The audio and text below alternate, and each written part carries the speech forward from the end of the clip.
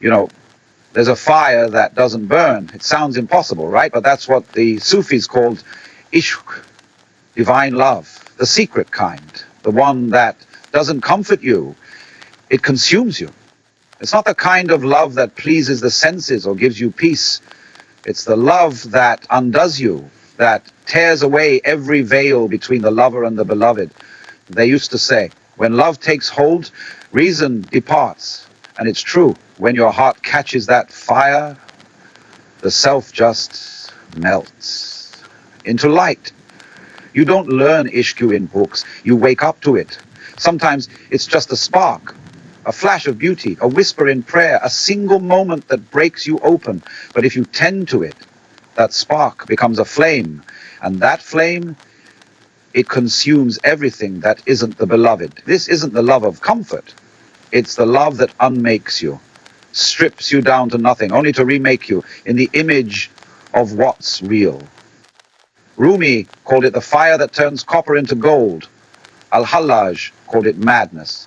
Ibn Arabi said, love is the closest name we have for God. And maybe he was right.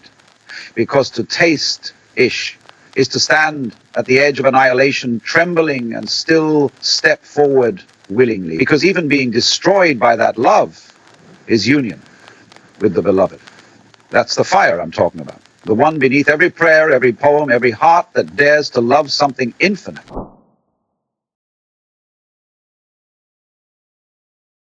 The word Ishq is often translated as love, but the mystics would smile and say it is far beyond that. Mahabbah is love as affection, devotion, tenderness. But Ishq is the love that consumes. It is the fire of longing, the force that strips away the self until only the beloved remains. The early Sufis were cautious to even speak the word. They called it the fire of the real, the intoxication that leaves no room for duality. They said, Mahaba belongs to the soul. Ishq belongs to the spirit. Where ordinary love desires union, Ishq is union. The burning away of everything that imagined it stood apart. Ibn Arabi wrote, love is the origin of existence, for without it nothing would be. For him, Ishq was not merely an emotion, it was the very fabric of being. God loved to be known, so he created the world as a mirror of his longing. Every heart, every breath, every atom in existence moves by that same hidden attraction, the eternal magnetic pull between lover and beloved. To understand Ishq is to understand why the world exists at all. It is the secret heartbeat of creation. The mystics said, love was the first thing God created, and from it came the soul of every living thing. That love now calls us back, whispering through beauty, through sorrow, through desire, through every ache of the heart. This is why the Sufis did not fear longing, they revered it. The ache itself was proof that the heart still remembered the beloved. Rumi wrote, the wound is the place where the light enters you.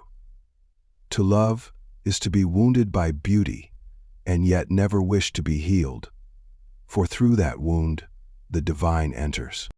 In the gatherings of remembrance you would find the lovers swaying, lost in song and tears. Their voices trembled with verses of union and separation. Their eyes overflowed, not from despair, but from the unbearable sweetness of proximity. For they knew, even longing is a form of closeness. Even absence is his way of making presence known. The difference between Mahaba and Ishq is the difference between warmth and fire. Mahaba comforts, Ishq burns. Mahaba desires, Ishq dissolves. Mahaba loves the beloved, Ishq becomes the beloved. And yet, this fire is mercy. For as the self melts away in love, what remains is not loss, but expansion. The heart becomes vast enough to hold the infinite. The lover no longer says, I love you. They say only, you are my love. This is how the Sufis lived Ishq, not as a theory, not as metaphor, but as their daily breath. They saw the beloved in every face, heard his voice in every sound, felt his pulse in every heartbeat. Their prayers were not requests, they were love songs. Their tears were not grief, They were rivers flowing back toward the ocean from which they came. To live in Ishq is to live in surrender, to see nothing but the beloved in both joy and pain. It is to stand before the real stripped of all pretense and say, "Do with me what you will, for I am yours." And in that surrender, the lover vanishes. Only love remains. There comes a moment when love stops being something you feel and becomes something that feels through you. The Sufis called this the intoxication of Ishq, when the heart is so overtaken by the beloved that the lover can no longer tell who loves and who is loved. They said, the cup is full, the wine pours itself, and the drinker disappears. This is the wine of Ishq, not of grapes, but of divine nearness. When it touches the tongue of the heart, the senses reel, the intellect falls silent, and only wonder remains. Rumi called it the madness of lovers. He wrote, "I have lost the thread of my thoughts. I cannot tell if I am human or angel. I only know I burn. The burning is not torment, it is purification." The fire of Ishq does not destroy, it refines. It melts the boundaries between the self and the beloved until every breath becomes a confession. You are my beginning and my end. In these moments, the lover no longer seeks proof, no longer asks for signs. They see the beloved everywhere, in the rustle of leaves, in the trembling of light, in the eyes of strangers, in their own reflection. The world itself becomes a scripture of love, and existence turns into a prayer that never ends. The mystics spoke of union not as merging two beings, but as remembering that there were never two to begin with. They said, "When I sought him, I found only myself. When I sought myself, I found only him." This is the secret dance of Ishq, the dissolving of distance, the collapse of names, until all that remains is presence. But with union comes silence, for what can be said when words themselves dissolve? The lover who once cried out in longing now falls mute, because even speech becomes too heavy. The masters called this the silence of completion, when love becomes so vast that even praise feels like separation. They said, "Silence is the language of lovers. Only the heart can translate." Yet paradoxically, from that silence arose poetry. Rivers of verse, songs of burning, tears transformed into ink. The lover cannot contain what the heart beholds. Words burst forth like stars, scattering light across the darkness of the world. Rumi's whirling verses, Hafez's laughter, Rabi'a's tears, all of them were echoes of Ishq, love, overflowing its vessel. One mystic wrote, "I was a reed torn from the riverbed. The wind of love played through me until my cry became music."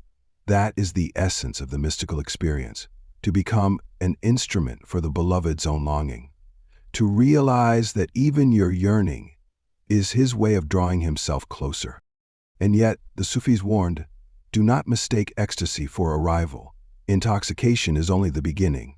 The true lover returns to sobriety, to service, to silence, carrying the fragrance of the fire within. Ishq is not an escape from the world. It is a way of returning to it, burning yet gentle, consumed yet alive.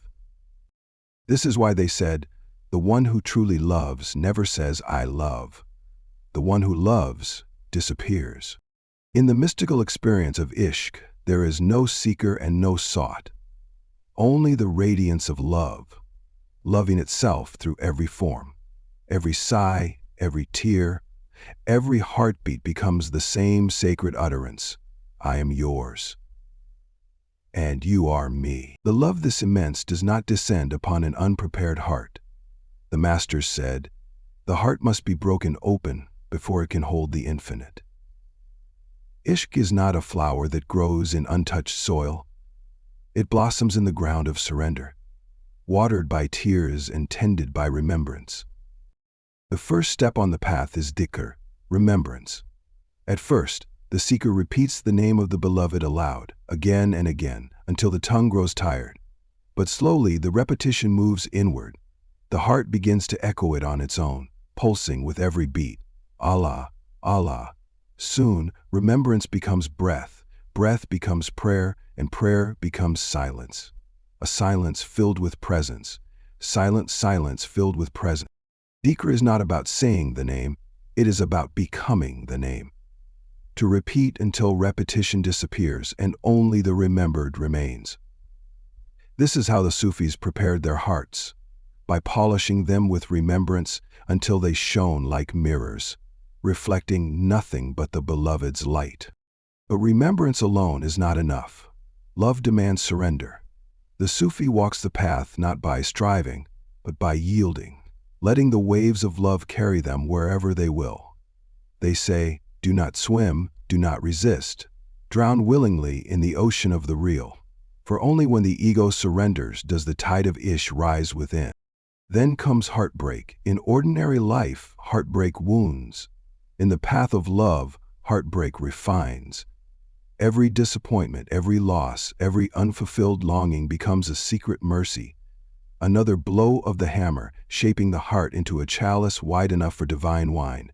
Rumi said, don't turn away, keep your gaze on the bandaged place. That's where the light enters you. The Sufis did not seek to escape sorrow. They listened to it. They allowed pain to become prayer, for they knew that love grows in the soil of vulnerability. The heart cracked by longing becomes the gate through which the beloved enters. Yet Ishq is not all fire. It is also service. The true lover does not withdraw into solitude forever. They return to the world with gentleness, seeing every soul as a reflection of the beloved. Feeding the hungry, comforting the sorrowful, forgiving the enemy. These became forms of worship. Every act of kindness was a gesture toward God. For the lover sees no other, only veils of the same light. And in all this, the Sufis never lost sight of beauty. They said, beauty is the face of the real unveiled. To contemplate a rose, a sunset, a melody, was to remember the beloved's fragrance. Beauty was not distraction, it was revelation. Every color, every note, every smile was a reminder that the universe itself was created out of love's desire to be seen. This is how they prepared: remembrance, surrender, heartbreak, service, and beauty. Each a rung on the ladder of Ishq. The practices were simple, but the transformation was vast. They were not meant to reach God, but to remove what stands between. When the heart is softened by longing, emptied of pride and lit by remembrance, the fire of Ishq finds its home. It needs no invitation.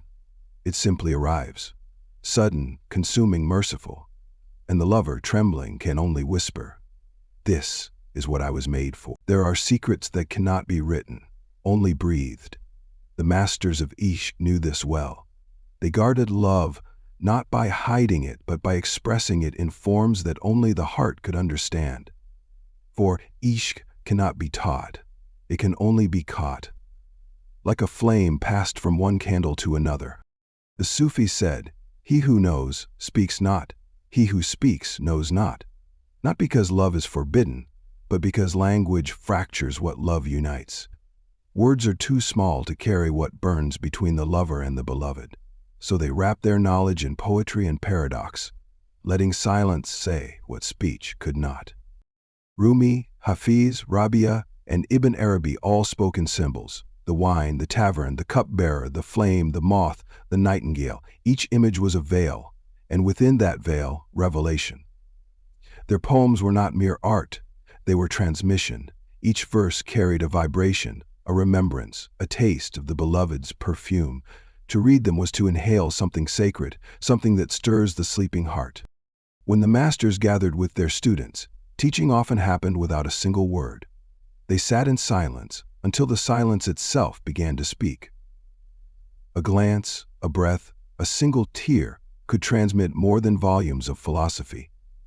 The heart of the realized became a mirror in which the disciples saw their own hidden light reflected.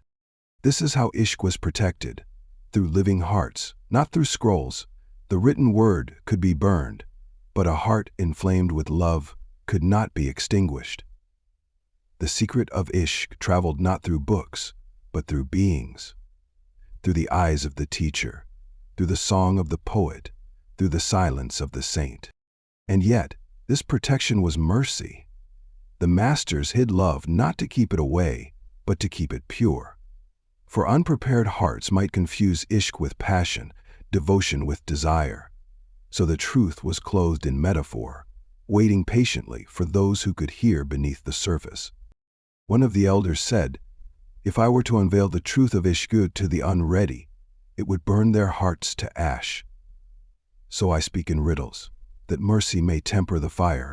Even music became a vehicle for transmission.